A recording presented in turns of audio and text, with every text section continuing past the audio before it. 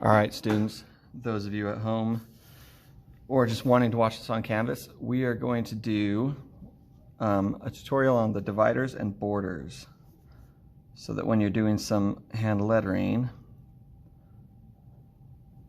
you can, do some cool designs along with them. Trying to talk and write at the same time. Okay, so we're just going to go right through them, and they're pretty simple. They're all based off of some basic shapes or lines or whatnot. So this first one we're just going to start with a single wavy line, and then obviously that isn't fancy enough. I don't know, doesn't look good enough, so we're going to do a second one. As I'm drawing here, what I'm doing is I am trying to keep my arm straight, or sorry, my fingers and my wrist locked and straight, and then move my whole arm so that the line is smooth. So I'm drawing for my arm. What we're trying to do here is keep the distance between the lines as consistent as possible. It's not going to be perfect, but I don't know, that's what gives it its charm, kind of. I say this a lot, but if you want something perfect, use Photoshop or Illustrator. That's kind of what they're there for.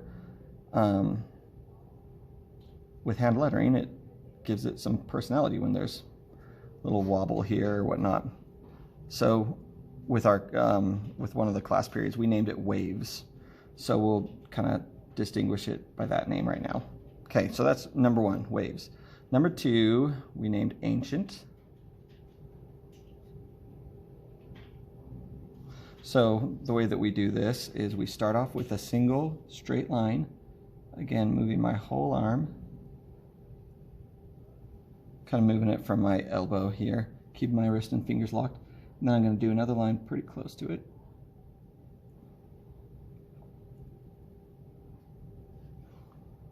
And then I'm going to give it a little space, do another straight line,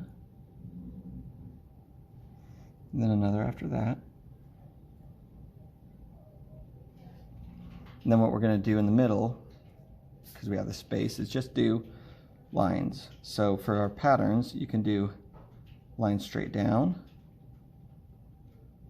or if you liked better, like a slanted line, you can do that as well. You could do straight lines across in short segments. Might be kind of interesting. Or go in the opposite direction. I'm going to end it off with some straight lines to kind of bring it full circle. Okay. And then if you wanted to add little design elements, on the side or whatever, you can do that. Okay, Ancient. Number three. Call this one Swirly. Swirly, and you'll see for obvious reasons. Okay, we start off again, straight line. Then another one right below it.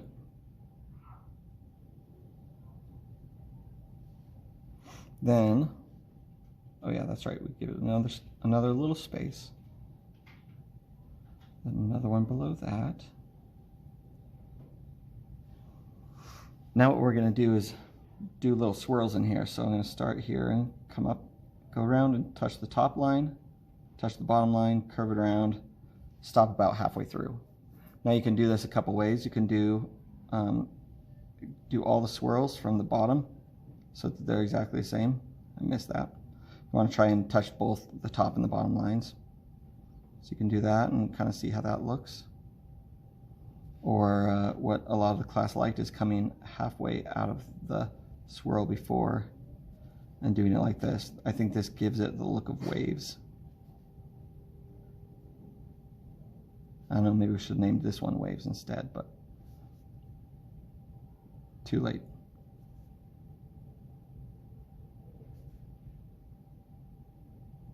So just like that. And you're trying to keep the end of the line kind of right in the middle. If you drew a line down the middle, you'd be able to touch all the ends of those lines. All right, number 4. We named this one branch.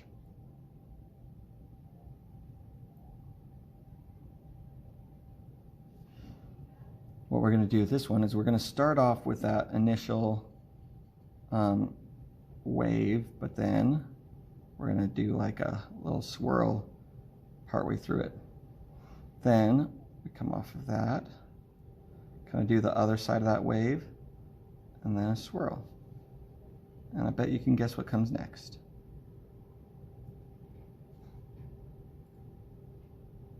We're just going to keep that going for as long as you need to, or as long as you want. And you can do the waves close together, farther apart, just depending on what your design looks like, what your lettering looks like.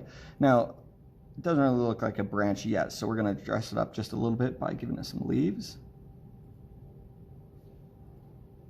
I like to put them in that little space there between the swirl and the wave. Oh, I did that one opposite. Oh well, now it's a drop. Because it's just a little unexpected, it kind of looks cool. I'm also going to draw a little, almost like twigs or branches coming off of the lowest point and the highest point, because I think it kind of looks cool. And then in front of those, I'll do like little berries. And you can kind of vary the amount there. Sometimes you want to be really symmetric with your designs. Sometimes it doesn't matter if you're a little asymmetric. But I think for the most part, you want to lean on the side of consistency, but I don't think it's terrible if you add some personality into it. So this one we named Vine. We're going to start off with the wave line again. And then this time we're going to do another one right next to it. If you wanted to taper the line and get just a little closer as you come to the end, you could do that. You could put it into a point if you want, or you could just leave it open. Doesn't matter. And then what we're going to do is almost like little thorns or buds coming off of the tops and the bottoms.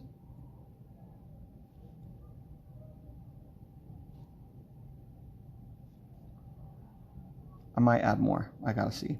And then we're gonna do little leaves here.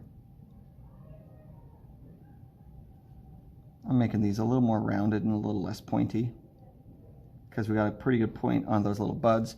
You could also leave those open and keep them as like thorns or whatnot. So I don't know that there's enough yet, so we're gonna do another couple of them. Maybe to keep them looking like leaves and not Christmas lights, I'm going to put like a line down the middle. How most leaves have some sort of line, right? Oh, whoops. Wrong design. There we go. And I like that. Something like that. You could also add leaves onto those others if you wanted. So, all right. Number 6, we're going to come up on this side. Number 6 we named Banner. Mostly because this reminds me of one of those banners that you'd hang, like, I don't know. I feel like on the 4th of July you'd see this hanging from a table at a barbecue or something like that. Alright, so banner, we're going to do the same line. Then we're going to do another one next to it. Then what we're going to do is triangles all along the bottom. If you wanted to have a pencil and draw a light line on the bottom to keep all those consistent, it's not a bad idea.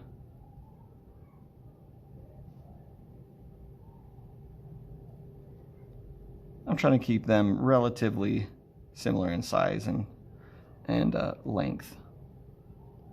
They're going to vary a little bit, but that's okay. Now I'm going to customize it in a couple different ways. So to start off with, we could do smaller triangles in some of them.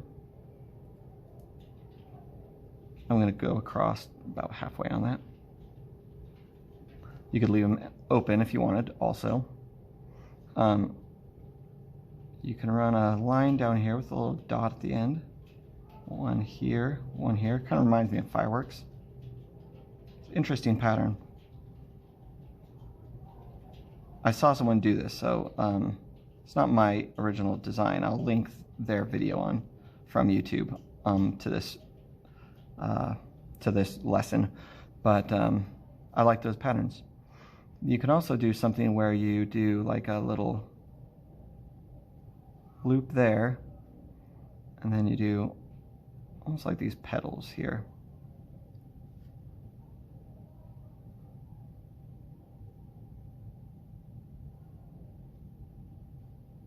Those are kind of cool.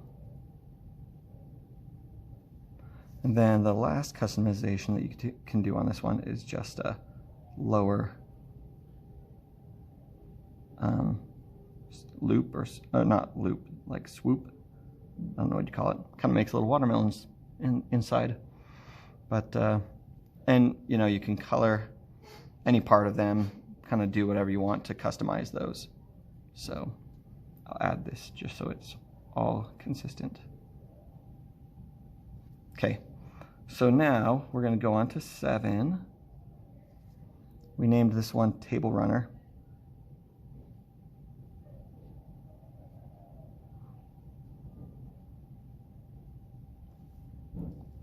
We're going to draw a straight line across.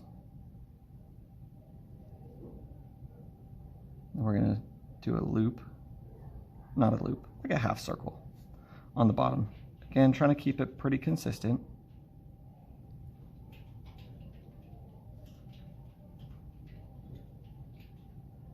And then I'm actually going to grab my brush pen.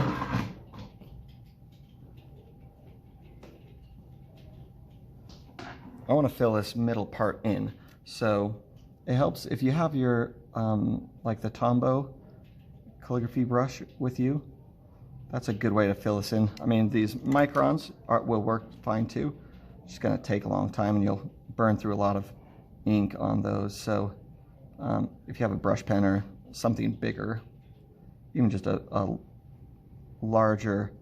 pen with a larger tip, that's going to save you a lot of time on this.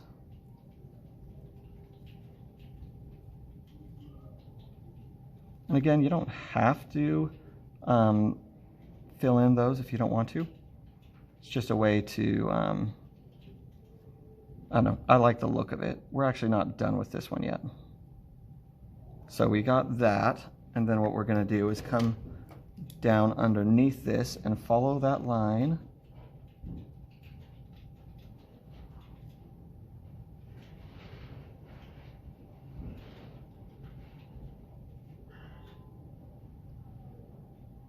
Again, you could leave it just like that if you wanted, but we're going to show you another customization. I'm going to draw these kind of almond shapes.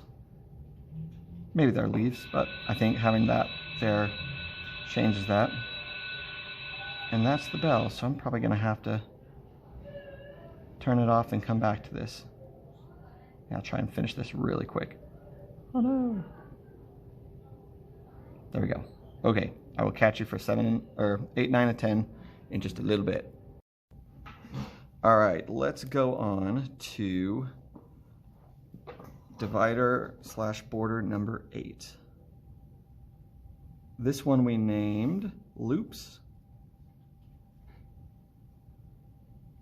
So with this one, we're gonna kind of start off like we did we're gonna start off with this line that we did here, but we're gonna slightly change it. So we come down, and then we're just gonna do a little loop there at the top. And again, if you felt like you wanted to put like a pencil line across the bottom, so you can make sure that you had even consistent loops, you can do that. There's nothing wrong with that.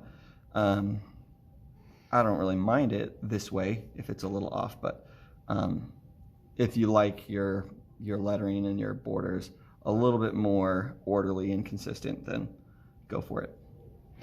And then we're going to come down and do another line that just comes right up to there, follows the same pathway but doesn't loop.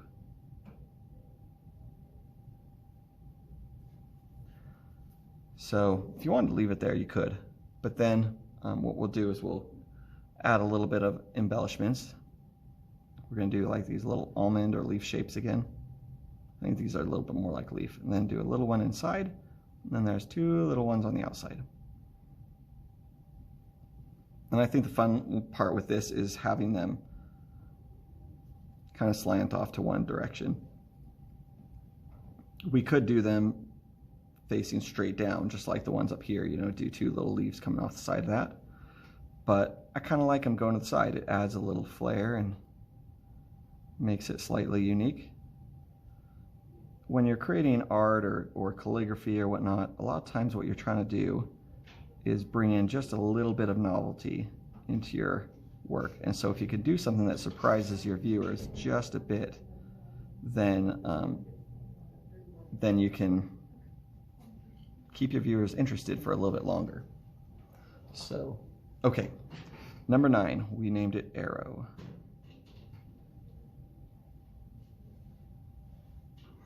So with this one, I'm sure you can guess what it's going to be. We're going to start off with a long line, and at the end we'll do a little triangle. And I'm purposely going to leave the inside blank because I like the line going through. Kind of adds a interesting effect. And then down here at the end, we'll do a couple of lines here for those feathers. I can't remember the technical word, but put those in. And we have that, but to dress it up a little bit so it's not just a kind of a boring arrow, we're going to add another triangle, maybe 2. And then a couple of lines here. I don't know why, they just feel good, feel right. And then we'll do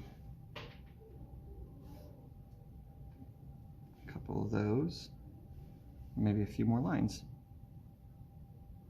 Just makes it a little bit more unique, a little more interesting. Has maybe a little bit of a hipster feel or something like that. So it's kind of fun. Okay, number 10. We named this one Leaf. So with this one, we're starting like we did in the waves again.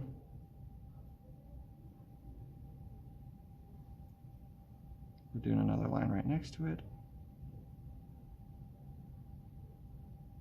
I don't know if I gave myself enough room here, so we'll see. And then I'm leaving the end open here. I'm gonna do a little round, almost like bulb at the end there. Then I'm gonna start putting these leaves on the edges here. And I start off small. We're gonna increase the leaf size as we go. It's okay if I'm crossing over the line here because we are actually going to ink it all in. So let's add a few more. As I'm drawing them in, I kind of start at the bottom of the leaf and I kind of swoosh out and then curl it into the top. Doesn't matter if you do it that way or not, but you know, that's just the way I'm doing it. I think it adds just a little bit of movement, having that curvature in it. Adds a little bit of fun. I think another thing with your lettering, what you're trying to do is add as much movement into your work as you can. And make this probably my biggest leaf. And I don't think I'll be able to fit it down here, that full size. So we're gonna try and, oh, gotta cross over that tape a little. There we go, good enough. I'm gonna start to shrink them.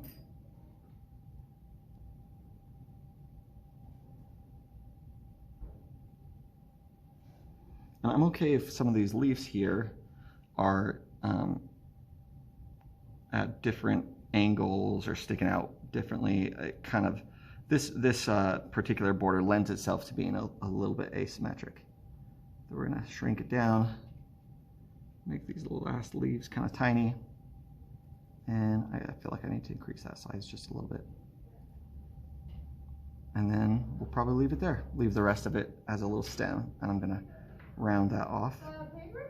Yeah, I'll be right back. Now what I'm gonna do is just fill this in. I probably need to get my bigger pen. I left it over at my desk. Let's see. Pause for a second.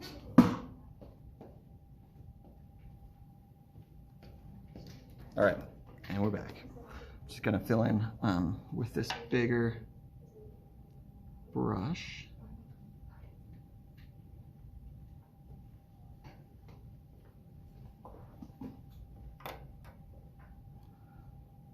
Again, if you have that Tombow pen, that seems to work really well. The ink is slightly different colored than our Micron, so these have slightly different colored ink than the Tombow pens, the black pen that I gave you in your art kit. But I'm okay with that. In fact, sometimes I think it kind of looks cool. So let's fill this in.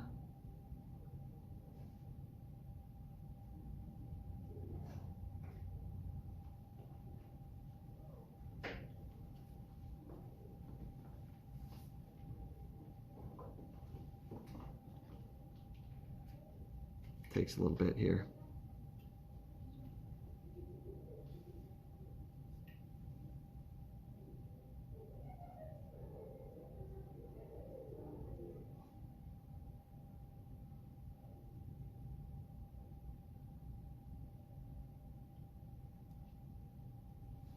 I don't really care if there's like little sections of the paper that aren't colored in.